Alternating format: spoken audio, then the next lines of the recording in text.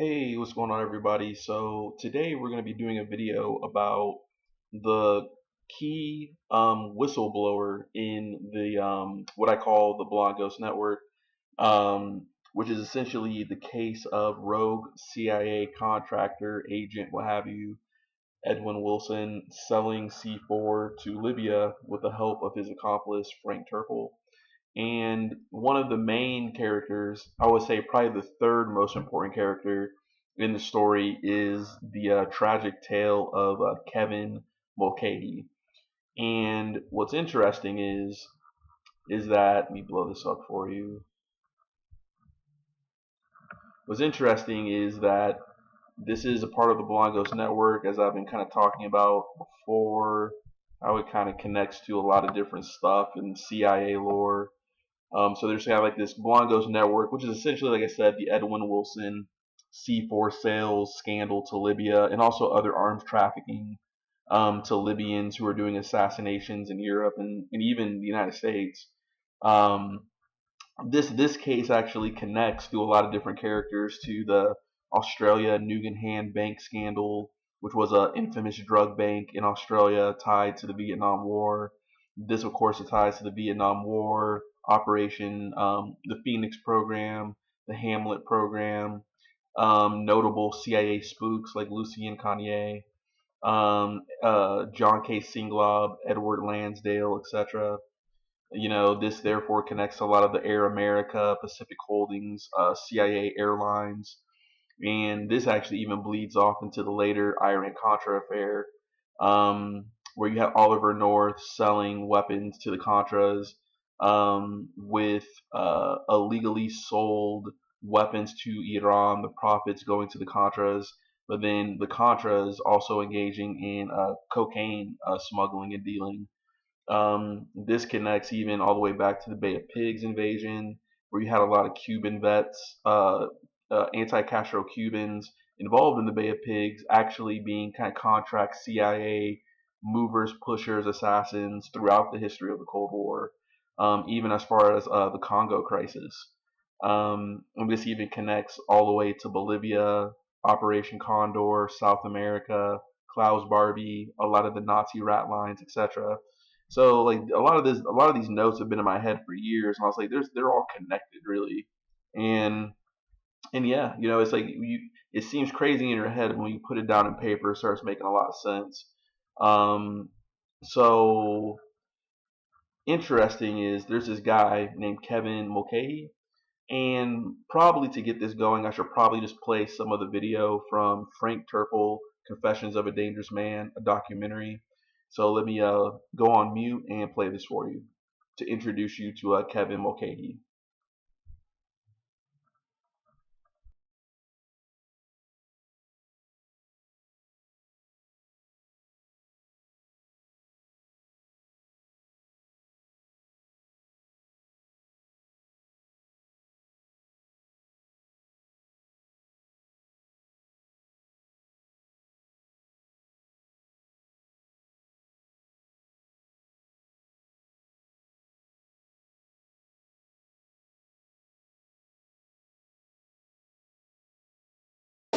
Asking if I would make certain modifications to certain of the products.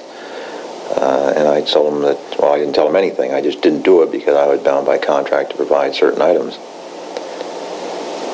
So I eventually delivered the contract to the point here in the United States, and then flew to Cairo.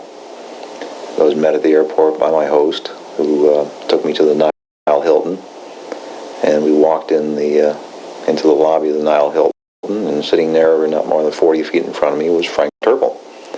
Frank took me to the second floor lounge and introduced me to my CIA contact there, which of course struck me as odd, but everything fits in this world. And then the following day, when I went to meet with the generals and open the equipment, the one general expressed disappointment that the modifications had not been made, making it abundantly clear that Frank had won the confidence of that particular group. So there he was, right smack in the midst of their intelligence agency, moving about with total freedom, and it just absolutely baffled me. So 2 years after Frank was fired from the CIA, or to be strictly accurate, was forced to resign from the CIA, he seems to have the full confidence of their man in Cairo and the Egyptian military. How's that possible? Well, the only conclusion I can draw is that he never was fired. Mr. Colby, in 1974, when you were the director of the CIA, Frank Terpil seemed to be in the center of very important negotiations involving the CIA and Egyptian military. How could he maneuver himself into that position 2 years after he supposedly left the agency? Well, I guess he could. I mean, agents do maneuver themselves into situations. Ex-agents? Ex-agents move, that's the function of an agent in the right thing and in the proper use of the situation to maneuver themselves into a situation by their own wits and so forth. It's not abnormal at all. Old military types, old diplomats, they all maintain that kind of contact, even though they might have left under some shadow. I really don't know the facts of this case, quite frankly. Well, the facts are that when you were director of the CIA, Frank Terpil appeared to a CIA supplier to enjoy the full confidence of his CIA contact in Cairo and the Egyptian military. And I just don't know the circumstances under which it happened, so I really can't comment about it. It's impossible to responsibly say anything. Has it ever been a practice to appear to fire people from the CIA in order to put them into deep cover? It's possible, sure. I mean, there are those kinds of things that you used to do years ago. I don't think you do it anymore. Whatever the reasons, the world suddenly opened up for Frank Terpil after his resignation from the CIA. He described his deals in Egypt, Saudi Arabia, Iraq, Syria, and Yugoslavia. His work for Somoza, the Nicaraguan tyrant, for Bokassa, the man who kept the bodies of murdered schoolchildren in the cellars of his palace, for the Shah of Iran, who paid Terpil and his associates $84 million for an elaborate bugging system so that a nervous ruler could spy on his own government and secret police. This equipment had the capability of listening and identifying all telephone conversations that took place within Tehran itself. Basically, it was a Big Brother operation, a 1984 type operation. And what was your involvement in this? We were involved in the most sensitive part, and that was the vetting of his own government. As Terpil told it, he was associated with the most traumatic events of our time. He had helped to train and equip the Grey Wolves, whose membership included Mehmet Agha, the man who shot the Pope. Were there no times when you felt, I know what's going on here, and I don't want any part in it? I do not get wrapped up emotionally with the country. I regard myself basically as neutral and commercial. Sometimes Terpil seemed proud of his deals and connections. At other times, he kept his distance. Do you know Carlos Ramirez Sanchez? No, I do not. On the bugged tape of the 17th of December, Gary Corkler, in your presence, offers the undercover agents Carlos the Jackal for a job. And was that a lie? Was that just trying to impress them? Corkler may have said that to impress him. But not being able to deliver? Not that I know of. Do you exaggerate? On sales, sure. Just like everybody. And do you exaggerate when you're talking about your past experiences? No, they're all substantiated. I don't have to exaggerate on that. It's usually documented, and I usually have the documents to prove it. This discussion was to prompt one of the most astonishing experiences of our trip. To back up his claims, Terpil suddenly handed over files of letters and telexes, addresses and phone numbers to leaders, to manufacturers and shippers, and to his private contacts in Congress, the CIA, the US Special Forces, MI6 and Scotland Yard, all of whom he claimed had assisted him in his years of private practice.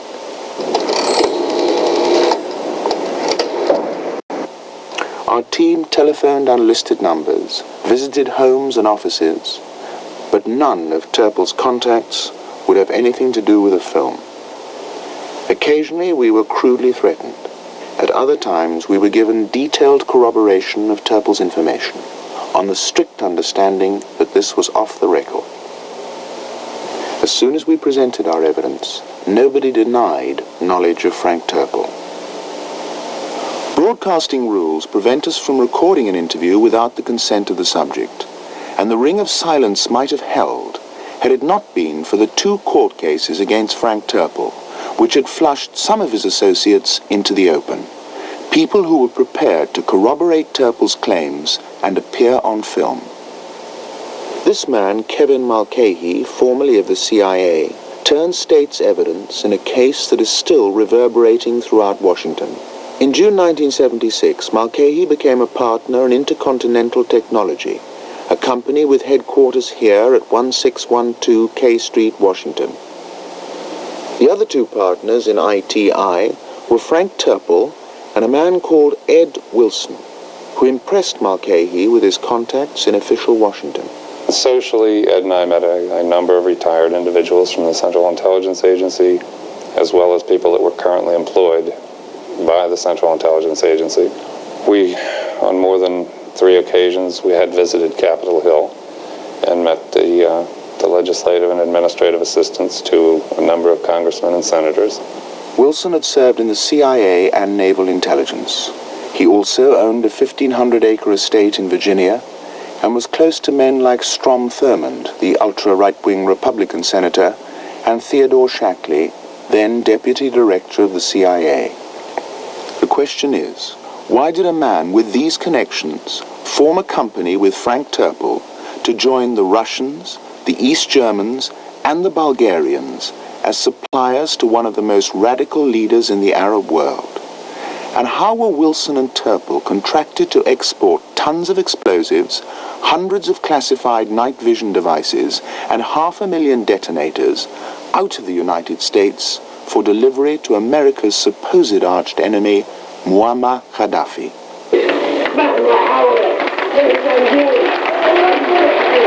According to Mulcahy, these questions began to trouble him in the autumn of 1976. I didn't know whether or not it was a CIA operation, whether it was a legitimate business deal. I just didn't know what the hell was going on. At what stage did you report your worries to senior people in the CIA? In September of 1976, I told the FBI and I told the Central Intelligence Agency in gross and dramatic detail. I laid out the cast of characters that were involved in every deal I was privy to. Every company that was involved in the supply end of it. They had, I don't know, unless I'd gone out myself and dropped the body over the transom to the FBI, I don't think they would have done anything with it. The CIA knew about the operation in Libya in 1976, but nothing was done to stop it until April 1980. Why do you think Terpil and Wilson were allowed to carry on for nearly 4 years? I have no idea, none whatsoever. It's one of the things that bothered me enough so that I was willing to go public finally, after 4.5 years of silence. Mulcahy was not the only one to report his concerns to the authorities. Heel of palm to nose. Hot. Heel of palm to chin. Toe to groin. Hot. These are the Green Berets, the elite commando. China Lake, which is a very secret facility. Why did these people leave our employee in Libya, which we are not denying that they work for us in Libya?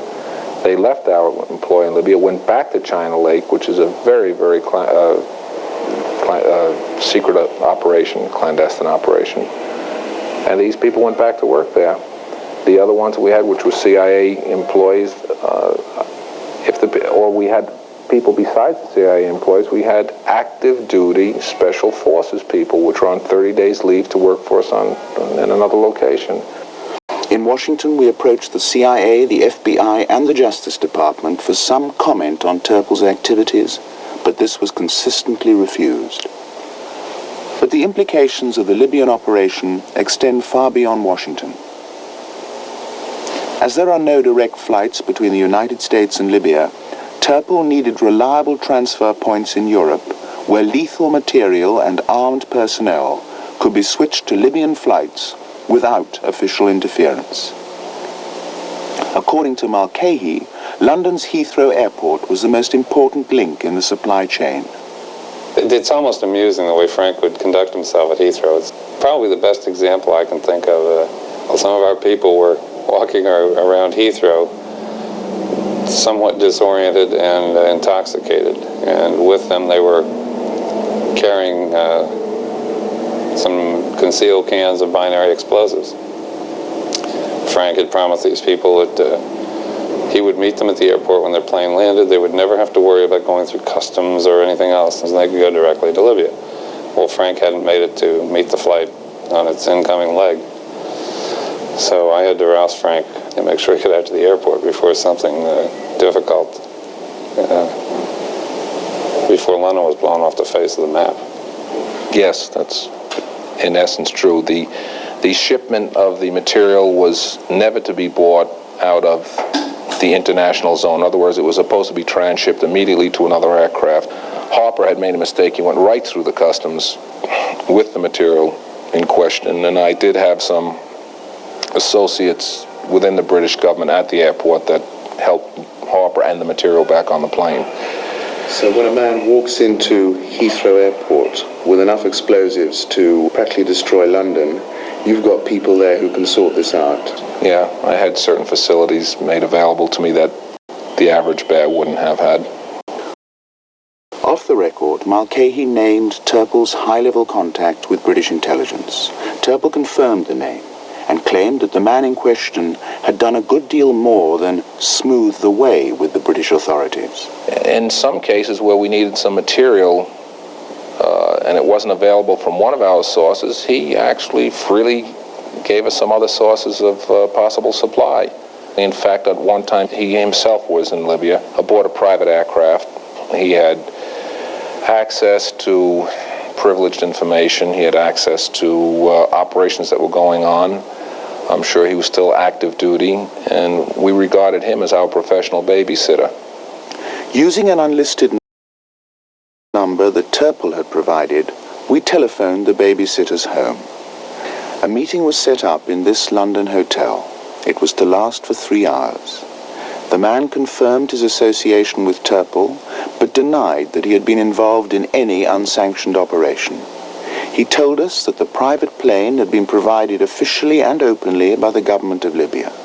He went on to suggest that Wilson and Terpil's Libyan operation was in the best long-term interest of the Western powers.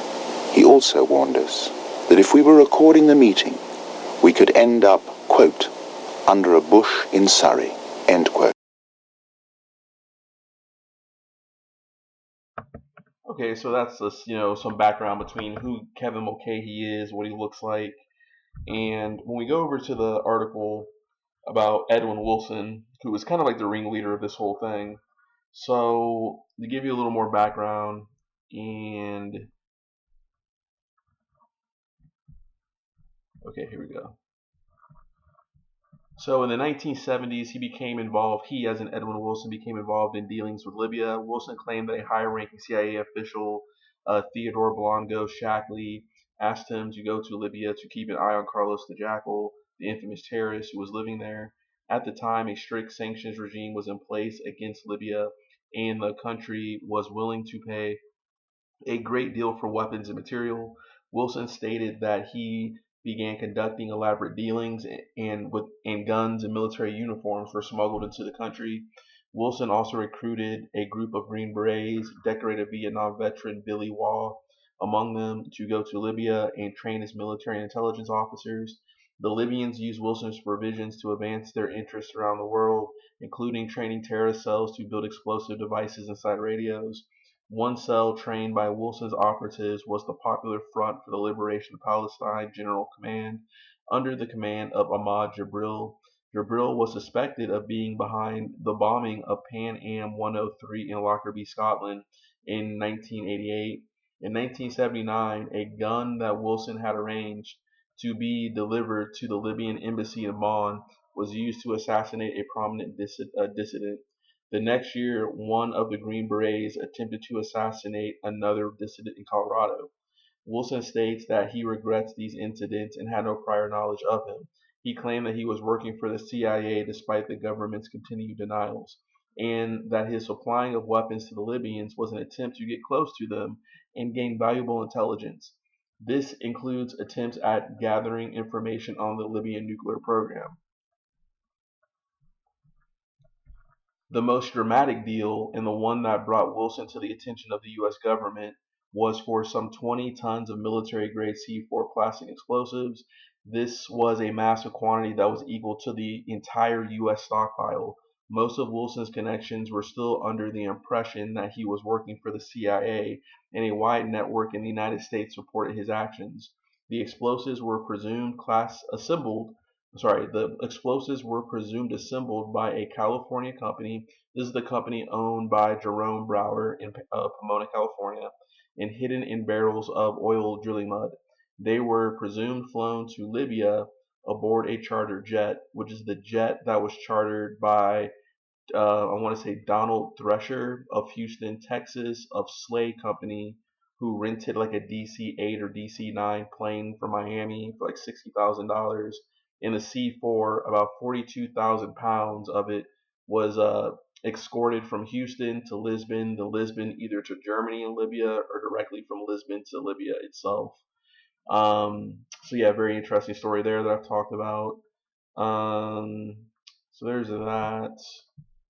But you can kind of see here. So he, as in Edwin Wilson, was put on trial 4 separate times. Before he stood trial, several prosecution witnesses died under suspicious circumstances, including Cuban exile Rafael Villaverde, who was a Bay of Pigs veteran, who disappeared in a boating accident near the Bahamas after an explosion on his boat. Villaverde was also busted in Operation TikToks, which was a Miami PD operation, I want to say an DEA operation, in which they busted a bunch of people selling cocaine. And former CIA agent Kevin P. Mulcahy, who had worked for Wilson and had blown the whistle to the government. Wilson's friend Ricardo Morales, a longtime nemesis of Villaverde in the Cuban exile community, would die in a bar fight in December 1983. So there's that. So interesting. Before we get this is a good article right here, and this is about Kevin. So this is from the Gaddafi Connection by Seymour Hersh, published in the New York Times in 1981. So, information about the Gaddafi connection has been known by the government since the fall of 1976. It was then that Kevin P. Mulcahy, at the time a partner of Wilson and Terpil, approached the CIA and the FBI with grave doubts about the legality and ethics of his company's business dealings with Libya. Mulcahy, a former CIA employee who had spent 6 months inside the Wilson Terpil operation, would spend hundreds of hours over the next few years providing the government with first-hand knowledge. Kevin Mulcahy has now decided to tell his story publicly for the first time. He's tired of waiting for this segment of his life to end. He wants to be listed again in the telephone directory, to hold a driver's license in his own name, to vote, to own property, to stop living as if he and not Wilson and Terpil had been indicted for wrongdoing. He feels he is forced now, in effect, to give testimony in the pages of the New York Times. The essentials of his account have been verified, where possible, through secret documents and in interviews with key members of the State Department, the Justice Department, the FBI, the United States Attorney's Office in Washington, as well as with Stansfield Turner, the former head of Central Intelligence, and other high CIA officials. So there's that. So federal authorities, in accepting Mulcahy's story as accurate knowledge and its implications, are deeply disturbing. Gaddafi obviously has utilized the materials and expertise of Wilson and Terpil in his support of such terrorist groups as the Palestine Liberation Organization, the Red Brigades of Italy, the Red Army of Japan, and Baader Meinhof Gang in Germany, and the Irish Republican Army. He is suspected of having ordered the murder of at least 10 political enemies in Europe and the Middle East. 2 months ago, the FBI arrested Eugene A. Tafoya of New Mexico, a former Green Beret, and accused him of attempted assassination of a Libyan student at Colorado State University. The Libyan was one of a growing number outside the country who opposed Gaddafi's rule. When arrested, Tafoya, who traveled to Libya 3 times last year, had Ed Wilson's business card in his possession with telephone and telex listing in Tripoli, London, and Washington for one of Wilson's Swiss-based companies. Tafoya's links to Wilson are still being investigated.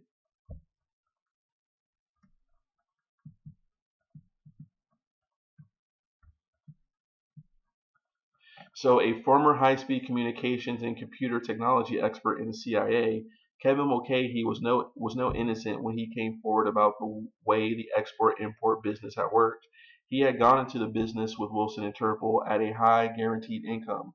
Within 3 months, Mulcahy realized that his partners were routinely selling restricted military and communications gear. He himself offered to sell such sophisticated equipment as second-generation computer systems and coded communication machinery. Mulcahy did not hesitate in his talks with the authorities to acknowledge his own role in questionable activities, which include the sale of embargoed ammunition to South Africa. In all of these dealings, he says he believed or wanted to believe that Wilson and Terpil were somehow part of a covert CIA operation.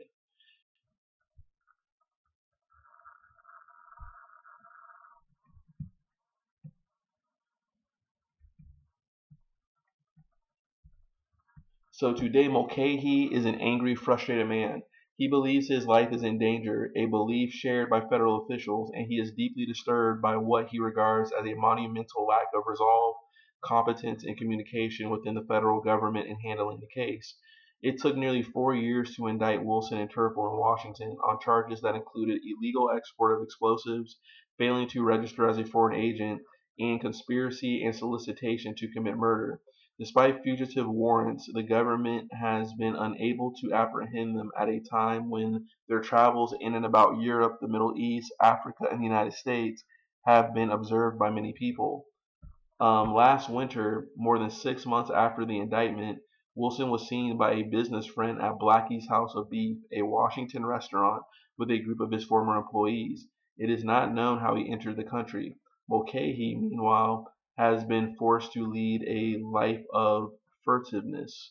I've had 5 years of indecision, contradiction, and waiting for the day that this chapter of my life ends, he says.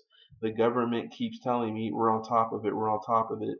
Yet Wilson and Terpil remain at large, and many of their operations, which clearly seem to be working against the interests of their own country and, indeed, world peace, are believed to be continuing at this moment. So Kevin Mulcahy, now 38, grew up in vintage Americana in suburban Washington. Excuse me.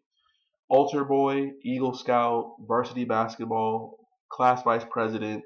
He was a son of Donald V. Mulcahy, a 28-year-old career senior official of the CIA, 4 of whose 6 children were also employed by the agency. So he comes from a very extensive CIA family. Kevin, the oldest child, began working full-time for the CIA in 1963 after serving as an airborne radio operator in the Navy. He became a communications and computer expert and worked on highly classified programs that he will not talk about today. In 1968, he resigned from the agency to take a position in the electronics industry. There followed a page 55 succession of increasing responsible jobs in the computer industry, a serious drinking problem that drove him into Alcoholics Anonymous, and a painful divorce. So by the fall of 1974, Mulcahy had come to grips with alcoholism, and having left the computer industry, began working in Virginia as a counselor in a drug and alcohol treatment center. By 1975, he was trying to set up a series of halfway houses and was scrambling for federal grants. Mulcahy rented a house by chance from Barbara Wilson, Edwin P. Wilson's wife. Mulcahy became friendly with her and eventually was invited to dinner at Wilson's newly purchased luxurious 1,500-acre farm in Upperville, Virginia. Edwin Wilson, now 52, was well known inside the CIA as a skilled and trustworthy operative.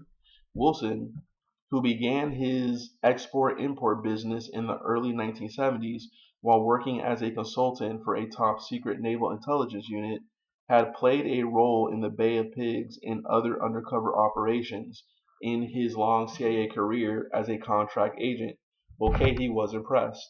Over dinner, Wilson made it clear that he knew pretty much all there was to know about Kevin Mulcahy, about his former employment with the CIA, and his current work with teenagers. A few months later, Wilson made an offer to Mulcahy would not refuse. An offer Mulcahy would not refuse. If Mulcahy would join his arms sales business in Washington and remain for 1 year, he could then have a bonus a 9-bedroom farmhouse Wilson also owned, and use it as a halfway house for troubled youths. Mulcahy guaranteed $50,000 annual income would be supplemented by commissions and expenses. I had no suspicions at all about the job, Mulcahy recalls, and began working hard. I was putting in 18 hours a day at first, dealing with um, 100,000 suppliers, or 10, what was that, 10 million, 10 million and 10, whatever it is, blah, is late, suppliers, and inquiries about food, parachutes, any kind of equipment from machine guns to aircraft. There was no reason for suspicion in those weeks. Most of the business was above board and involved the sale of highly technical equipment. Mulcahy was responsible for arranging export licenses, international letters of credit, and shipping, and also for determining which manufacturer's equipment would meet the specifications of the order. Mulcahy obviously passed the muster. In the early spring of 1976, Wilson walked him into another office a few blocks away in downtown Washington and introduced him to Frank Terpil, now 41. Frank Terpil had served about 7 years as a communication technician for the CIA, but was forced to resign in 1971 after a series of embarrassing private escapades, including an attempt to smuggle contraband liquor into India. Unlike Wilson, who mingled easily and effortlessly with senior CIA officials, corporate executives, and important members of Congress, the Brooklyn-born Terpil was a street operator who had been arrested twice for illegal trafficking in arms. Mulcahy knew nothing about Terpil except that he had worked overseas for the CIA. The three men agreed to set up a new company to be known as Intertechnology Inc. for the specific purpose of selling high-speed communications gear and computers to foreign countries. The equipment was legally purchased from American companies. Each man was to be one-third partner of Intertechnology, which, it turns out, was one of scores of Wilson Terpil companies scattered in corporate records throughout the United States and Europe. If Mulcahy had any doubts about his job, he suppressed them by believing, or wanting to believe, that Ed Wilson was still linked to the CIA. Ed would parade his contacts in the CIA with the people he was doing business with to impress them that he was still CIA. Mulcahy says he would suggest he was still under deep cover. Often on Friday nights, Wilson made it a point to go to drinking at bars in suburban Virginia, known to be after-hours hangouts for CIA officials on duty at the agency's headquarters in McLean. Mulcahy, the new partner, began going along. I thought he was agency, Mulcahy says to Wilson. I had no question in my mind.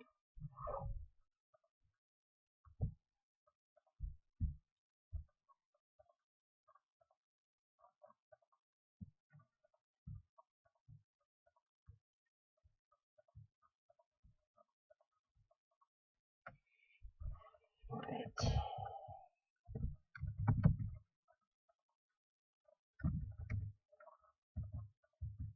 Yeah, I probably should have just kept it where I was. Sorry.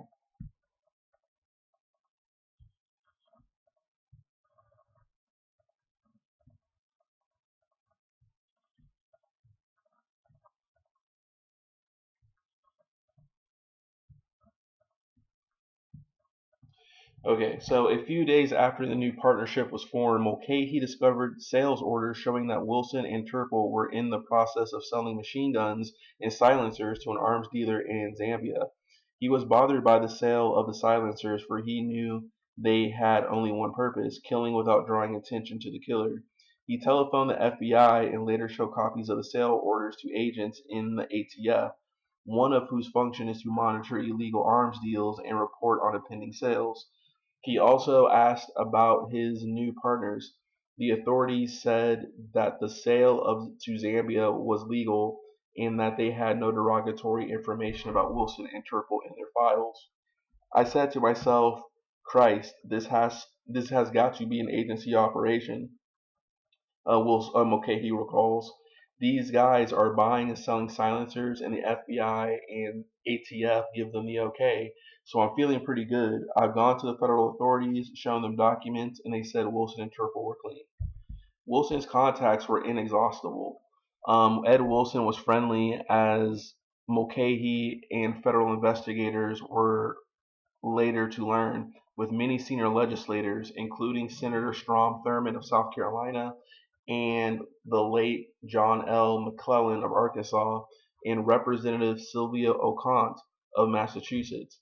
He could telephone a contact in the IRS and within 15 minutes have intimate financial details on a potential customer. He was able to telephone call to Washington's police headquarters to obtain registration information on a local automobile license plate. But sometime in May 1976, Wilson went a step further. He telephoned Theodore Shackley, a prominent CIA official who was then serving as an assistant to Deputy Director of Clandestine Operations, one of the most powerful posts in the agency. Shackley was renowned for his toughness and efficiency as a station chief in Laos and in South Vietnam during the height of the Vietnam War, when the CIA was deeply involved in its still controversial Phoenix assassination program. Later, he served in Chile when the CIA was assigned the task of interfering with the government of Salvador Allende Gossens. Wilson arranged a meeting at Shackley's home a few nights later after work, bringing along Mulcahy and an American, Harry Rastatter, one of Terpil's business associates who had just returned from a business trip to Egypt, Turkey, and Iran. Rastatter had obtained some information from Savak, the Iranian internal police, and was willing to pass it along to the CIA. Shackley was introduced to Wilson and Mulcahy and recalled knowing his father, who earned the National Intelligence Medal, the agency's highest reward before retirement. So I can read more about this. I've read this already before in other videos. But the thing is that Mulcahy ends up getting involved in purchasing and helping to smuggle C4 to Libya. And when he actually went to the authorities, he kind of went on the run for fear of his life. And he actually ends up mysteriously dead after Edwin Wilson gets arrested. And people say it was from natural causes. His father actually said it was from natural causes. Maybe it was from some sort of alcoholism relapse related death, but it is kind of suspicious that other people mysteriously died who were on Edwin Wilson's hit list, such as Waldo Duberstein of the CIA and the Defense Intelligence Agency, who was a renowned analyst who actually helped give Gaddafi confidential information. I want to say about the 82nd Airborne's contingency plans in the Middle East. He gave those over to Libya. He ends up dead.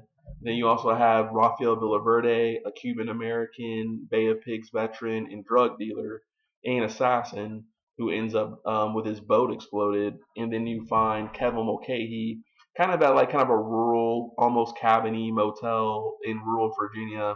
They end up finding him dead. And this is all after Edwin Wilson was captured, and Edwin Wilson was known to have had a hit list and was known on at least two occasions to have solicited the services of hitmen to try to kill people close to him. Even though the hitmen, to my knowledge, the two that I know of, one was an Aryan Brotherhood person and the other was an Italian mafia associate. Both failed in their missions. Or they were just kind of informants themselves, the Aryan Brotherhood person especially. But another person, Ernest Kaiser, who was the person who actually entrapped Wilson, actually did end up shot in the parking lot of a restaurant in, I want to say, the suburban Virginia before he ended up fleeing after recovering. So a lot is going on. But it's interesting that Ted Shackley actually knew Kevin Mulcahy's dad, right? And this is very fascinating because I think that this right here might be his dad. And I'm trying to be respectful and stuff like that, but it's very interesting. So we can go like Donald Vincent Mulcahy, born in 1918 in Massachusetts and died in 2008 at the age of 89. Wow, just so much life, So obviously he was a lieutenant in the U.S. Navy, and yeah, so probably sound I wouldn't be probably sounds Irish Catholic type name and everything. So wow, his parents were born in 1887. Isn't that wild to think? That's so wild to think.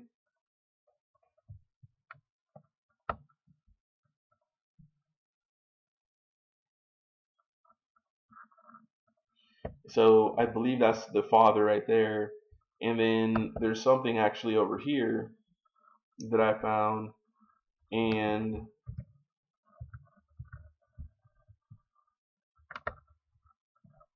so Donald V. Mulcahy was a CIA administrator. Donald Vincent Mulcahy, 89, a senior administrator with the CIA, who joined the agency when it began in 1947, died of complications of a respiratory ailment on June 26, 2008, at the Fountains at Washington House, a retirement community in Alexandria, Virginia. He was born in Brockton, Massachusetts, and graduated from Boston College.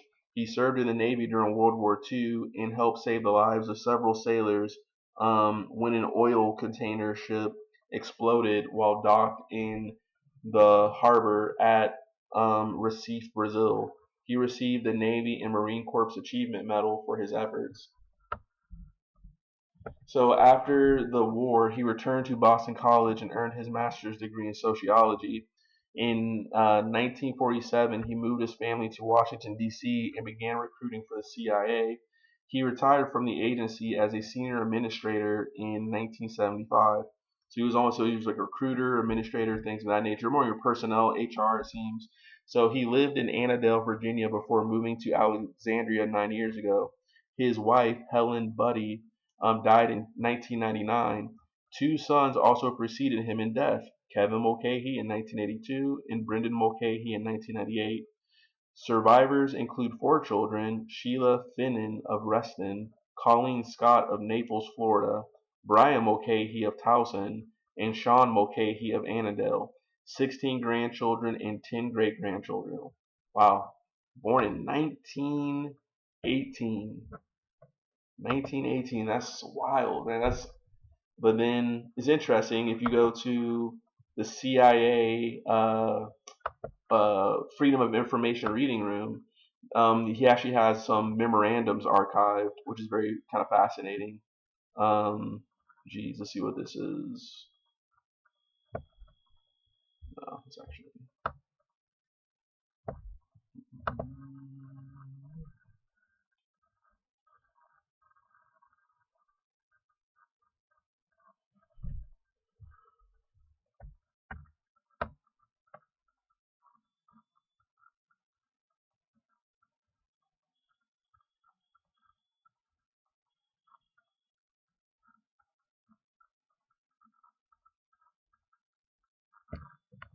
I don't think you can really do a whole lot. It's all images, but you just go back once. That's kind of just what that is there.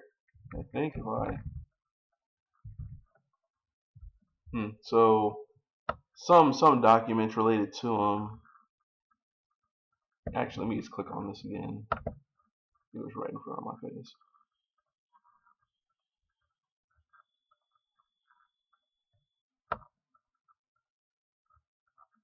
Here you go. So, wow, 1986. So, dear Donald Mulcahy, Mr. Gates appreciated the opportunity to speak at your C.I.A gathering. Enclosed is a copy of his prepared text. You indicated an interest in running this in your next newsletter. Give me a call if I can be of further assistance.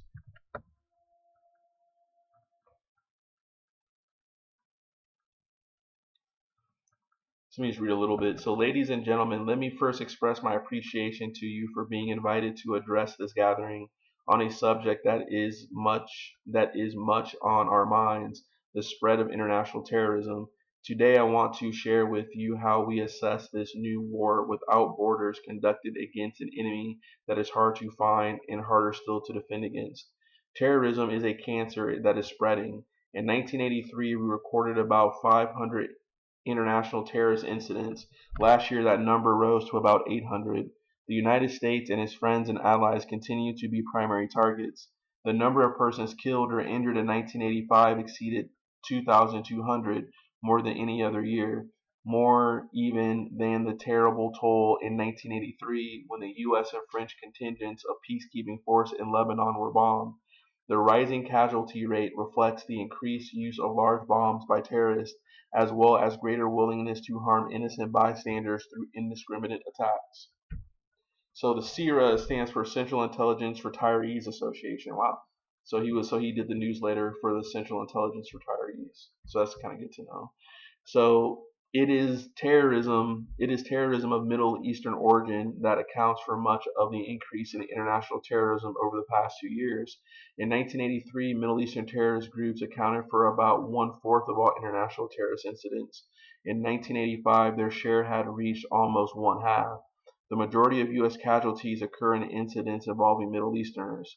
Middle Eastern terrorist bombs tend to be larger, more sophisticated, and use higher grade explosives. Terrorists from the Middle East are generally more professional and proficient in clandestine operations, and thus are more difficult to detect and stop than other terrorists. Wow, so it's kind of interesting. So talking about just wow, so it's kind of, yeah, very interesting. So there's that. And what's interesting too, there's another thing over here about Kevin's dad, and it's actually a Central Intelligence letter signed by him. And so this is interesting. So in this uh, source, it says that he was the chief of procurement and placement.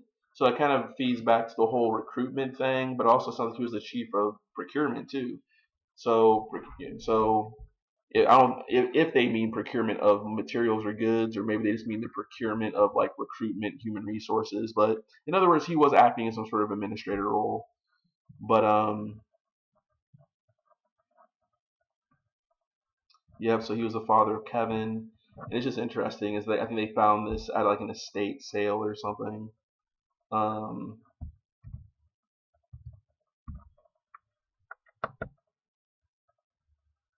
so Central Intelligence Agency, 1950, to a Mr. Paul Rust, and you can see Donald Mulcahy down below, Chief of Procurement and Placement, Employee Division, right there. So pretty interesting. So I think if I can read it, you have been recommended as a well-qualified person who, by reason of training and experience, might be interested in a position with a government agency. If you would like to be considered for employment, which would make specialize of your particular talents and skills, we would appreciate your completing the enclosed application forms and returning them to the above address along with 3 passport-sized photos of yourself. If you are currently employed by a U.S. government agency and are interested in consideration by this organization, kindly execute in duplicate form something something dash 112 enclosed and submit them with your application. Upon receipt of these forms, we will review your qualifications in the light of appropriate existing vacancies and will then advise you further. Very truly yours, Donald V. Mulcahy, Chief Procurement Placement Employee Division. So wow, yeah, kind of recruiting people or whatnot.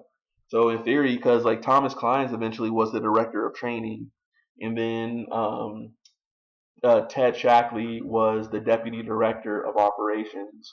You can almost say clandestine operations, answering to William Wells. And then by the time of the whole like kind of 1970s, he had different directors: William Colby, George Bush, and Stansfield Turner. So So it's yeah, very interesting. So there's that, and here's another article actually about the death of Kevin. So let me actually take a break real quick. Okay, so this is interesting here. It's So this is a former Green Beret who worked for the CIA by Daniel Gilmore, 1982.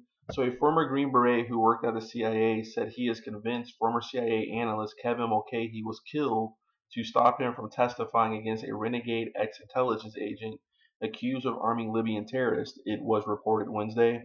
The FBI is investigating the mysterious death of Mulcahy, age 40. An autopsy did not immediately pinpoint the cause of death at a remote motel cabin in the Blue Ridge Mountains of Virginia. Further tests, including those for poison, were ordered. A spokesman at the FBI headquarters said a preliminary investigation would be considered by the Bureau's Richmond, Virginia office, and Shenandoah County authorities also said they would investigate pending a final autopsy finding. Mulcahy's body was found Tuesday morning jackknifed in the cabin doorway. A window had been shattered by a shotgun. Immediately, I knew that he was killed to keep him from testifying before the trial that's coming up in Houston, former Green Beret Luke Thompson told CBS News. He met Mulcahy on several occasions and says he was recruited by Edwin Wilson to train commandos in Libya. Mulcahy, a communications expert who left the CIA in 1968, was a second potential prosecution witness to die in a case of Wilson, an ex-CIA agent accused of working for Libyan leader Muammar Gaddafi. He was scheduled to testify against Wilson next month. Probably drugs, said Thompson, speculating on the cause of death. Probably simulated a heart attack. There is a number of ways, but that's probably the most common. The drug is not traceable an hour or so after death. Thompson said he fears for his own life now. I'm trying to stay away from my home as much as possible, he said, adding that he has not been offered federal protection. I don't want my family involved. A Colorado policeman, Ray Martinez, told CBS Mulcahy called him a week and a half ago. And said he was being followed from one motel to another. And the reason, so it's interesting. So this Colorado policeman, Ray Martinez, was one of the police officers who investigated the Eugene Tafoya shooting of, I think it's Fazil Zaglai, who was a Colorado State student in dissident Libyan who was against Gaddafi. So this is kind of a random little side note there. So he's been in rooms and knows that I'm sorry. He's been in rooms and knows that when he's been out of the room, somebody's been in his room, Martinez said. He didn't know, in his words, if there was a bomb being planted or someone was setting him up or if he's going to be poisoned. He'd expressed that several times that he thought he could be poisoned to death, the officer said. So the case has certain unusual aspects to it, said James Baer, deputy medical examiner for Northern Virginia District, referring to the public and legal aspects of the case. Baer said the cause of death is pending and results from further tests, including routine tests for poisons, could take several weeks. He declined to say whether the autopsy revealed high alcohol content in the blood. Donald Mulcahy, the dead man's father and a retired CIA official, said his son had been treated for alcoholism and had been depressed recently and started to drink again. He said he doubted his son was murdered. So Gary Dalton, Shenandoah County Sheriff's deputy who found Mulcahy's body at the Mountain View Motel Court in Edinburgh, Virginia, said there was no inkling whatsoever to suggest foul play. No trauma to the body, no marks, no nothing that indicated foul play, he said. But Bill Brannon of the FBI's Richmond office said, "We have been asked by the Department of Justice to conduct an investigation into the circumstances surrounding Mr. Mulcahy's death to determine the cause and to determine whether there might have been an obstruction of justice." So Lieutenant R.R. Rinker of the Shenandoah County Sheriff's Department said Mulcahy had an Alcoholics Anonymous card in his wallet when his body was discovered at the $50 a day cabin 90 miles west of Washington. Shenandoah County Commonwealth Attorney William Logan, Jr. said several wine bottles were also found among Mulcahy's belongings. He declined comment on whether Mulcahy could have collapsed outside his cabin and died of exposure Monday night when the temperatures dropped to the 40s. Sheriff Marshall Robinson said Mulcahy had been told by the hotel manager to leave and had paid his rent. He said Mulcahy had moved everything out of his cottage and into his vehicle. Rinker said a window in Mulcahy's cabin had been shattered by a shotgun. A shotgun was found in Mulcahy's truck. Officials said they did not believe Mulcahy was shooting at anyone and had discussed the broken window with the manager. Mulcahy was scheduled to be a key witness at the first of 3 separate trials of Wilson, scheduled to begin next month in Alexandria, Virginia, Washington, and Houston. Let me see here. So U.S. Assistant Attorney E. Lawrence, i.e. Larry Barcella, the prosecutor in charge of the Wilson case, said the death would not cause any delays. Mulcahy is said to have joined up with Wilson and Terpil in 1976, then become disillusioned and told the CIA what he knew about the operation. Wilson and another former CIA employee, Frank Terpil, who was last reported as a fugitive in Beirut, Lebanon, were allegedly involved in an operation that smuggled armed explosives and trick bombs into Libya. Rafael Villaverde, a Cuban who also allegedly involved in the Wilson case, was killed in a boat explosion near the Bahamas 7 months ago. The Coast Guard ruled it an accident. So wow, so that's a lot of stuff. Wow.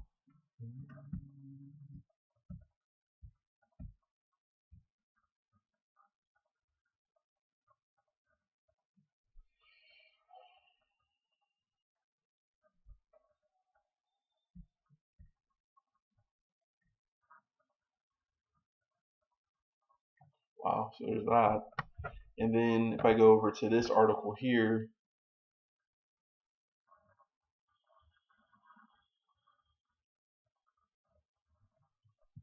so this one is a medical examiner Thursday ruled out foul play. So in Falls Church, Virginia, a medical examiner Thursday ruled out foul play in the death last month of a former CIA employee who was to have been a key prosecution witness in the just completed arms trial of ex-spy Edwin Wilson. Dr. James Bayer, North Virginia's chief medical examiner, said the October 26th death of Kevin Mulcahy was determined to be natural. He said Mulcahy died of bronchopneumonia. So Mulcahy, 40, was to have testified this week at Wilson's arms smuggling trial in nearby Alexandria. Wilson was convicted on 7 of 8 counts involving the shipment of 4 pistols and an M16 automatic rifle to Libyan officials.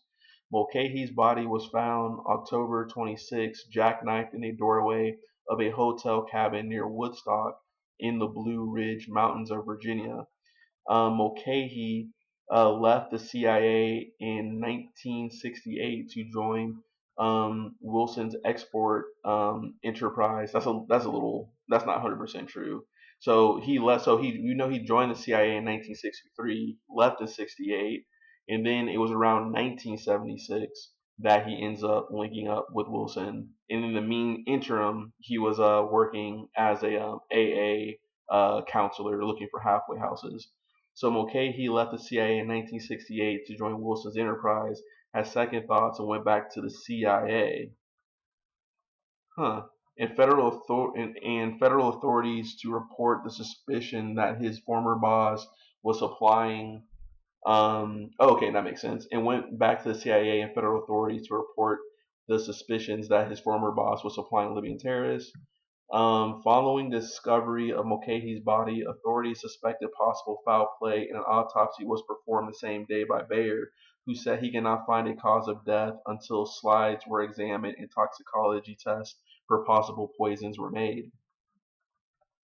There was no news conference following distribution of Bayer's statement and no explanation of whether the timing of the announcement, a day after the conclusion of Wilson's first trial, was purely coincidental.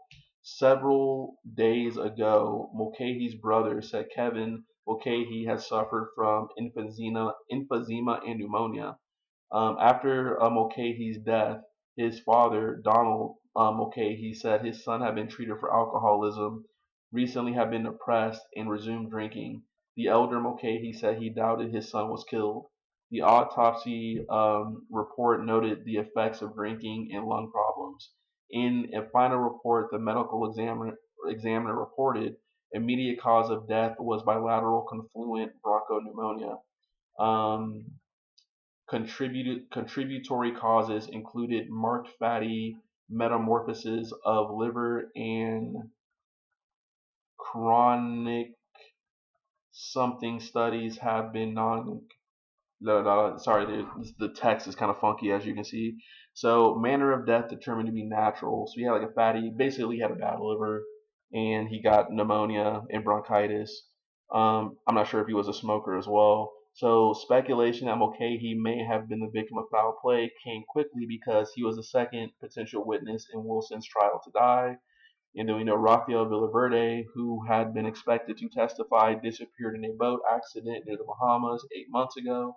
Survivors said Villaverde dropped overboard when the boat exploded and sank, and they were unable to rescue him. Some actually say that they think that he's still alive. The Coast Guard never found his body, and his death was ruled an accident. So there's that. So wow, so that's very interesting there.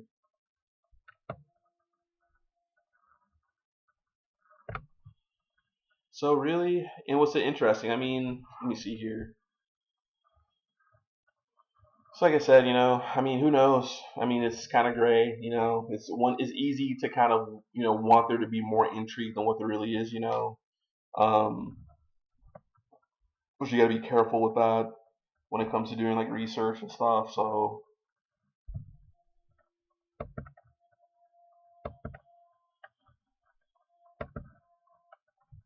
One minute.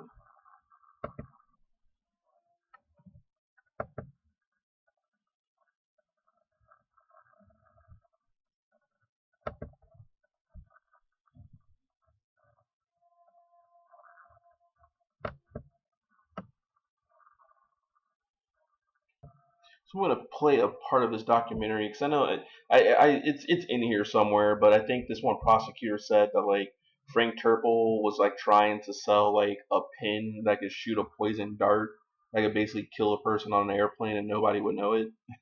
So I'm not, what I'm saying, like it's gray. We know they have the capabilities. Were major suppliers of weapons and assassination devices to terrorists and terrorist groups all around the world.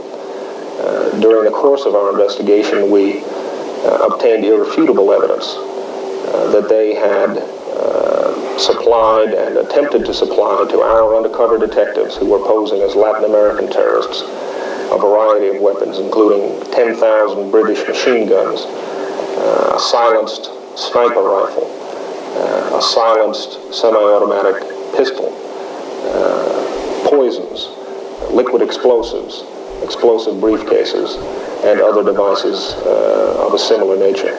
In court, the Honourable James Leff rejected Matthew Crosson's arguments. On the 5th of January 1980, Frank Terpil and George Gregory Corcola were released on bail after each had forfeited $100,000 surety. The entire silver part of the barrel is a silencer. They were offering this particular weapon to our undercovers as an example of the type and quality of silencer that they could provide in quantities of up to 10,000 lots. The second weapon that Corporal and Terpil sold to the undercover detectives was this 22 caliber silenced sniper rifle, which they specially manufacture. The entire barrel of this weapon is a silencer from just below the sight where I'm pointing to the end. This is fitted with an aim point electronic sight. This allows the person who is firing the weapon to keep both eyes open, watching the target at which he's shooting. This weapon and the Ruger that I just showed you were each sold for $1,500. Also at the second meeting, Mr. Corporal sold to the undercover detectives for $800 this bottle of strychnine poison. He said has the capacity to kill 25 people. It is so powerful that individuals poisoned by strychnine have been known to die in a convulsion so strong that only the top of their head and their heel is touching the ground at the time of death. The body is arched completely off the ground. The suspects apparently offered their clients a veritable arsenal of terrorist weaponry. This is Corkula's demonstration model exploding briefcase. Terpil's forte was special purpose weaponry, including a pen that fires a poison dart through a Teflon barrel, which Terpil particularly recommended for assassinations in aeroplanes. He described the manner in which you would do it, that being that you would walk down the aisle of the plane next to the person you intended to assassinate. And as you came next to him, fire the poison dart right behind his ear, striking either the carotid artery or the jugular vein. And then go back to your seat and sit down. The second special purpose weapon combines a cigarette lighter and a pen which fires a .22 caliber bullet. The pen acts as a barrel, the bullet and cocking mechanism are in the lighter. But perhaps the most lethal product in Terpil's arsenal was binary liquid explosive. And these are the bottles given by Terpil to the undercover detective. Each of the parts is relatively stable when separate, but when mixed together forms a liquid that is explosive 3 to 4 times as powerful as ordinary dynamite. He described one particular occasion in which he drained the radiator of an automobile and filled it with binary explosive. His eyes would light up as he described how you fill up the whole radiator. And then you just need a detonator and you watch the car go up in the air and little bits were the only thing left over. He also described blowing up the lobby of a hotel in the Middle East by pouring binary liquid explosive in the earth in a potted plant in the lobby. He says, "Oh, it's great, Jimmy, it's great." He says, "You take a flower pot. We did this in the Middle East. And you put the one part liquid, and then you wait a week, and you put the second part. And then the third time you come over and you put the detonant. The whole hotel went up in the air." And when he described these things, he very excited about it. And he kept apologizing that he didn't have a camera to film it. He says, I couldn't film it, but it was great to see. I stood on the corner and watched it. At that point, I realized I was dealing with a maniac. Rodriguez was also dealing with a man who had powerful contacts. The prosecution case rested heavily on 34 hours. Okay, sorry about that volume issue there, but let me see here. So, let me see here.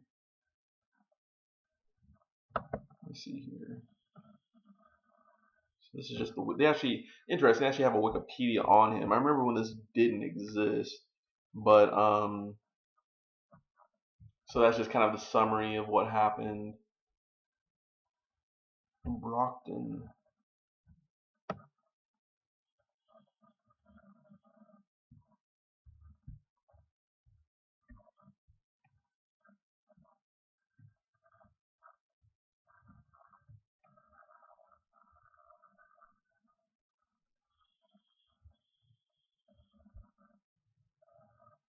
So, but there's something here. Okay, so this is an article I haven't actually read yet. So let's see here.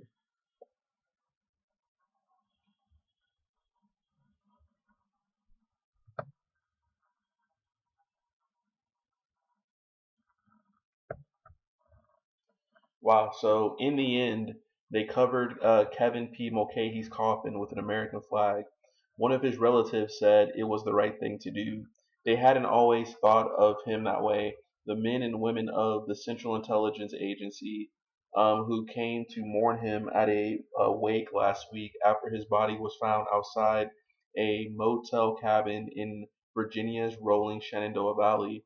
Even the Mulcahy clan, led by Donald B. Mulcahy, a 30-year veteran of the CIA, had questioned the wisdom of Kevin's efforts to expose the activities of former intelligence agents in Libya. It went against the code of the CIA, who turn in former agents to make trouble for the organization.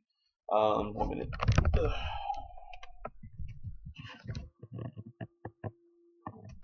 So Kevin found himself and worked there. So Kevin himself had worked there, as had his brothers and sisters, some of whom still do. Growing up in the shadows of the CIA, the Mulcahy children went to work for the agency as naturally, even inevitably, as the sons of steelworkers in Pittsburgh once went to work in the mills, and the sons of auto workers in Detroit once grew up to take the jobs on the assembly line.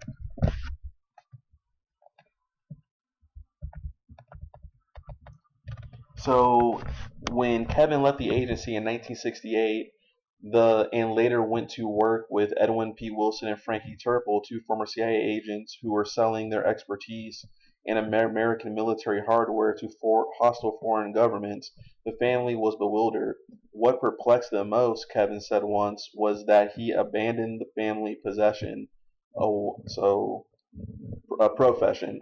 So aware of father's views. In 1976, when Kevin, troubled by the conduct of his associates, notified the CIA that Mr. Wilson and Mr. Terpil were helping Libya establish a training camp for terrorists, both the intelligence agency and his father questioned his credibility and intent. So, in a blood schism, one still recalled vividly the intelligence officials who heard Donald Mulcahy say that Kevin was drinking and couldn't be trusted. Kevin was aware of his father's views and said years later that the wounds would never heal. But Kevin seemed to find in the pursuit of Mr. Wilson and Mr. Turple the kind of personal crusade that his father's generation found by serving in the CIA. With an intensity and determination that his friends feared was self-destructive, Kevin pushed prosecutors, prodded the press, and conducted a one-man investigation of the case that was often months ahead of federal authorities. Fearing retaliation, he disappeared underground for long periods, moving restlessly from place to place, adopting different identities and disguises. His marriage broke up. Which is interesting. I wonder, was he married twice? Because I know that his marriage failed after, during the whole computer industry post CIA thing. So I wondered he had a second failed marriage. But anyways, he kept returning to the case, impelled by some inner compulsion that he seemed unable or unwilling to tame. Make sure my volume's good. Okay. Kevin needed to be at the center of things. He wanted to be the person everyone had to go to for information, said a federal investigator who knew him well. A disarming charm. So nearly everyone who dealt with Kevin found him maddeningly difficult.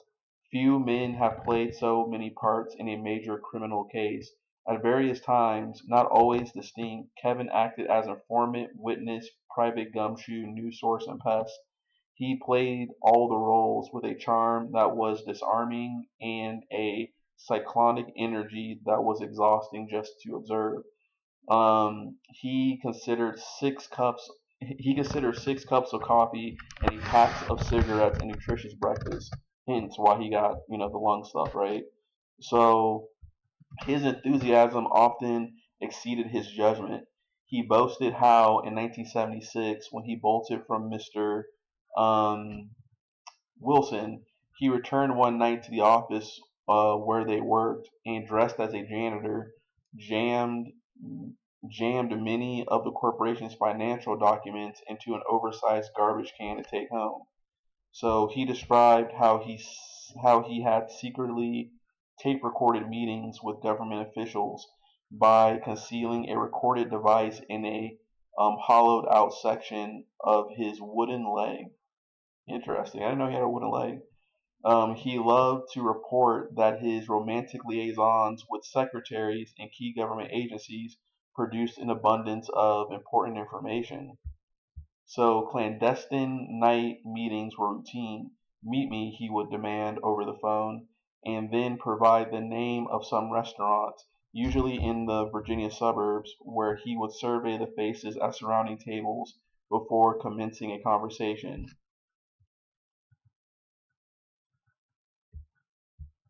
To federal prosecutors, Kevin always seemed a step away from obstruction of justice, though they freely acknowledged that without his help, particularly in the early phases of the case, the investigation of Mr. Terpil and Mr. Wilson would have collapsed. He served as a key witness for the federal grand jury that indicted the two men in 1980 on charges of illegally shipping explosives to Libya, conspiracy to commit murder, and other criminal activity.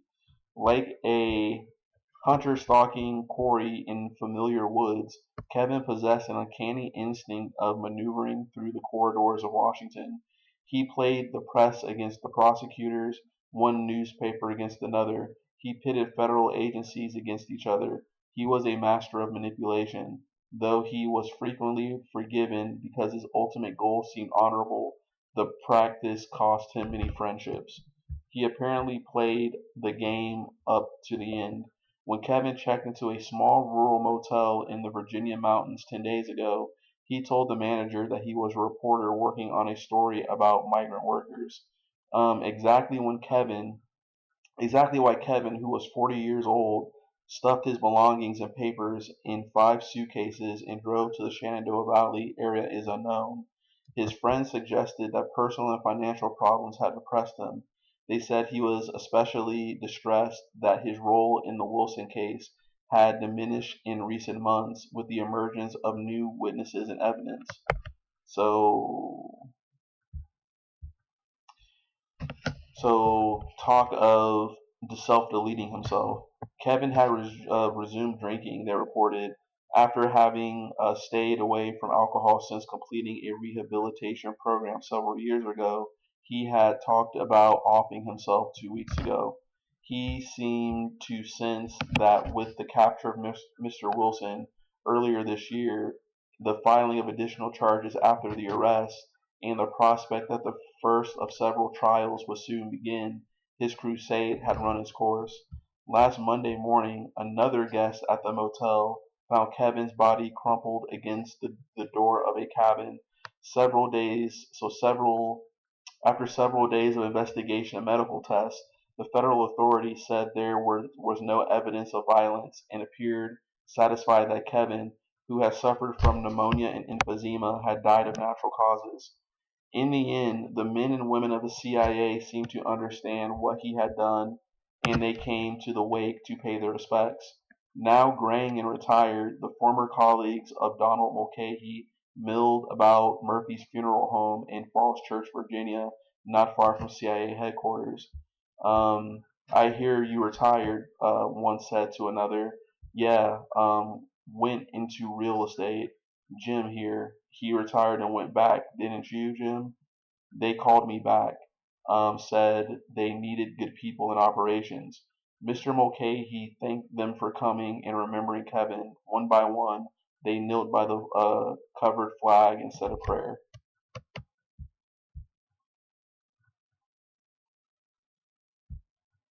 So, wow, okay.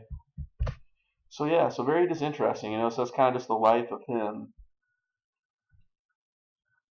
Because I got a lot of notes to take on this. Wow, I didn't. Like, that's just a wild scene. So, like, he goes back into the office. disguised as a janitor and like just takes like just volumes of like evidence and everything.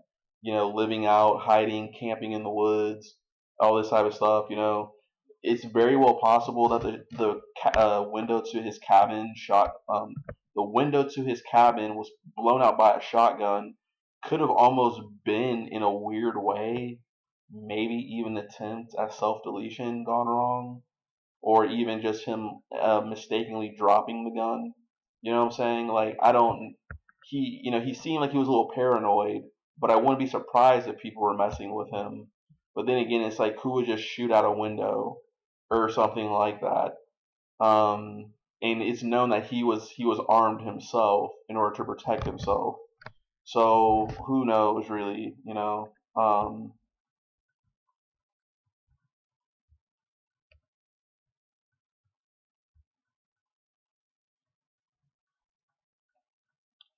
All right, so here's another one.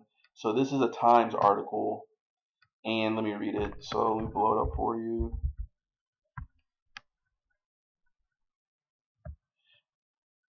So a witness against a CIA rogue. So a witness against a CIA rogue dies mysteriously in Virginia. Kevin Mulcahy was to the company born. His father was in the Central Intelligence Agency for 28 years, and young Mulcahy's first job was an electronics expert for the CIA. Last week, Mulcahy, 40, died as the company men sometimes do in a spy fiction, in the cold and dark of unknown causes. Mulcahy was found lying on the door sill outside a motel cabin in rural Virginia.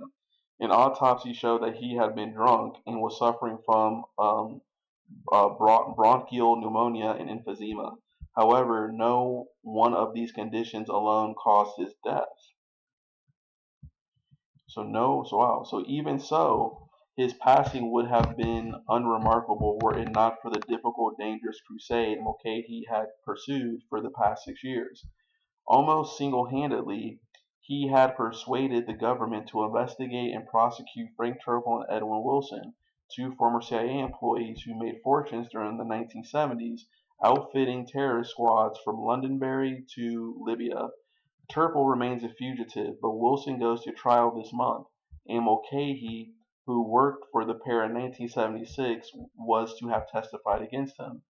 At week's end, the local Virginia police and FBI downplayed the possibility that Kevin was murdered. So did his father. Foul play? I don't think so, said Donald Mulcahy, 64. If these guys wanted to kill Kevin, he figured, they would have done so long ago. Kevin was the oldest of 6 children and the first of 4 to follow their father into the CIA. None work for the agency any longer. So he was 22 at the time and specialized in high speed communications and computer technology. 5 years later, in 1968, married and father of 2 sons. Mulcahy quit for higher pay for the Mulcahy quit for the higher pay of the computer industry. The jobs got better and better, but his drinking problem and marriage got worse and worse. There was a divorce. By the mid 1970s, Mulcahy had managed to pull himself together. He ran into Edwin Wilson. Mulcahy signed on with Wilson's Washington-based arms export firm. For a time, Mulcahy thought the company was a sub-rosa CIA enterprise. When Terpil and Wilson ordered him to procure a lightweight guided anti-aircraft missile from Libya, Mulcahy balked. In the firm's files, he found startling evidence of international terrorism for hire, including a plan to train and equip hitmen in the Libyan desert. Mulcahy quit and went to the authorities. The government investigation of Terpil and Wilson was frustratingly slow, but Mulcahy, often obliged to live in hiding and disguise, preserved, talking for hundreds of hours to federal investigators and providing them with incriminating documents taken from Wilson's office. A year ago, Mulcahy became a minor celebrity after the New York Times published an account of the dealings with Wilson and Terpil. He appeared on television news programs and talked to publishers about writing a book. Last fall in Colorado, the trial of a Wilson associate for attempted murder, Mulcahy became friends with Fort Collins policeman Ray Martinez. So in June, interesting. So in June, when Wilson was caught in a complicated trap set by federal agents, Mulcahy phoned Martinez. I have to be careful, Martinez recalls his saying, because Wilson will probably have someone looking for me. Mulcahy's life suddenly soured. Depressed and drinking again, he talked with friends about self-deletion. Martinez got another call last month from Mulcahy. He seemed paranoid and on the run. So 6 days before he died, Mulcahy rented a Spartan one-room cabin at the Mountain View Motel Court in the Sylvan Shenandoah Valley. Last Monday, he drunkenly fired a shotgun. Yep, drunkenly fired a shotgun at his cabin door, and the motel owner suggested he leave. Mulcahy lugged 5 suitcases, 3 of them packed with files on Wilson and Terpil, out to his truck. The motel owner locked the door and left. Mulcahy apparently stayed. Early the next morning, after a chill night at 40-degree temperatures, his body was found slumped against the cabin. His pants were around his ankles. Inside the cabin were a dozen empty wine bottles. So Kevin's entire life suggested one federal investigator who knew him was centered on bringing Ed Wilson to justice. When he believed that he had been accomplished, he was lost. So Assistant Larry Barcella, who was prosecuting the Wilson case, insists Mulcahy's death is not going to affect the ability to go forward. Oddly, last spring, a lesser prosecution witness disappeared near the Bahamas, as well as Verde. So nearly 5 years ago, when Mulcahy was the only witness the government had, he had an ambivalent informer. I'm not going to go to court, he told federal prosecutors, and testify publicly against those guys. The troubled crusader, it turns out, was right. Jeez. Wow. So a lot of information there that I just learned. But yeah, I'll probably just wrap this up right now. So that's pretty much the story of Kevin P. Mulcahy. Seems like a very interesting cat, right? You know, um, Navy family, CIA family. I think he served as like an airborne electronics sort of personnel in the military. Gets out, joins the CIA, joins the computer industry, kind of during the whole transition, got married, had 2 boys, was drinking too much. Obviously, sounds like alcoholism is really bad within that line. Ruins his marriage. He ends up becoming an AA counselor. And when he's looking for halfway houses, he meets Barbara Wilson, who introduces him to Edwin Wilson. Edwin Wilson, I think, kind of smelled the blood and the weakness and the vulnerability, and he already knew everything about Kevin, just being Edwin Wilson. But Theodore Shackley also knew everything about him because the father, Donald V. Mulcahy, was pretty much the chief of personnel and procurement and like recruitment essentially. And also he led, I think, like the CIA alumni newsletter. He has served there for almost 3 decades, over 2 decades or something. And it seemed like there was a lot of tension, probably, or a lot of disappointment between the father and the son and everything. It seems that like the father kind of dismissed his behavior as alcoholism, and that really kind of hurt Kevin and everything.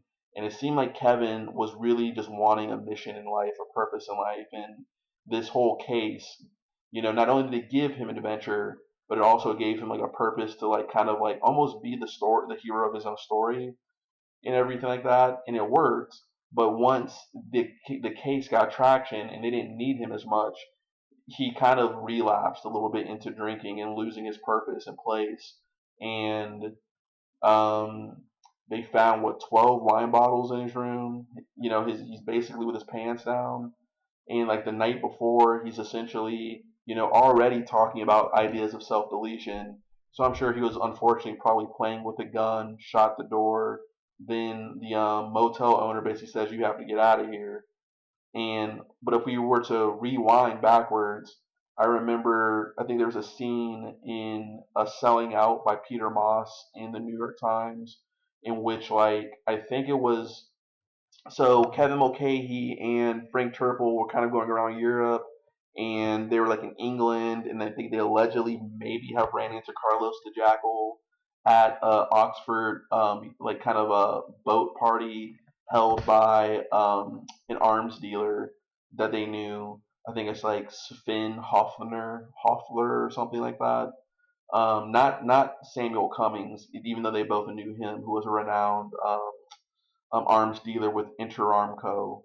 But when I think Kevin, when he was like doing something for the enterprise or whatever, the organization in Copenhagen, he ends up coming back home, and then he discovers like the files that they're basically like signing documents in his name, and he's kind of a patsy and all this type of stuff. And I think he talked about how he threw like a ashtray across the room, which sounds kind of sensational or something. Sounds like something like just to build up the story when in the drama of it. But I wouldn't be surprised because like Kevin kind of knew what he was kind of he even though he knew that this was CIA connected in some way, shape, or form. Um, he still chose to do this. Like you're still selling weapons. You know what I'm saying? And like he was going to trade shows and all this type of stuff. So like it's a very complicated character when it comes to the drama of it all. Is because it's like he knows he's doing wrong and he knows he's kind of flirting with danger, but he kind of wants to, but he also wants to like kind of retain himself as the hero a little bit, but he's so kind of endearing in his kind of like goofiness a little bit and his like kind of almost Boy Scout kind of comic book, reading underneath the sheets at night kind of antics. But then again, because he snitched, he kind of lost the favor of a lot of people in the agency. So there's just a lot of confluence going on here. It's like, is he a good person? Is he not a good person? Type thing. He has the family drama, the agency drama, but he's genuinely fearful for his life. But he's also kind of the hero for breaking the case too. So he's just a kind of, I think, in like most great characters, and like rest in peace, but most great characters, they're extremely layered, complex, and flawed in many ways. You know what I'm saying? He's not 100% a good guy and everything like that. And you know what I'm saying? And but it's just interesting. He even also like wore like a janitor's outfit to sneak in. So like he wants to feel like the James Bond. I think it was kind of addicted to the story of it a little bit. Even when prosecutors were even kind of saying like you're doing too much, basically. You know what I'm saying? So it's almost like he's so eager. He wants to be a part of this so bad, of solving it and seeing it through the end. But he also doesn't want the notoriety. Like he wants the notoriety on some parts, going on news stations talking about it. But he doesn't want to go to court and testify. So there seems like a conflict of interest there a little bit. But it is very interesting. So I'm going to take some notes and kind of just leave it there. And this is the story of Kevin Mulcahy. Rest in peace. And yeah, I think I only have another one major character to do, Douglas Schlachter. And really after that, I think it's just kind of summarizing the cast of characters and going through a timeline of events that I've kind of been logging down. So with that being said, I'm just going to wrap it up. Thank you and take care. All right. Bye.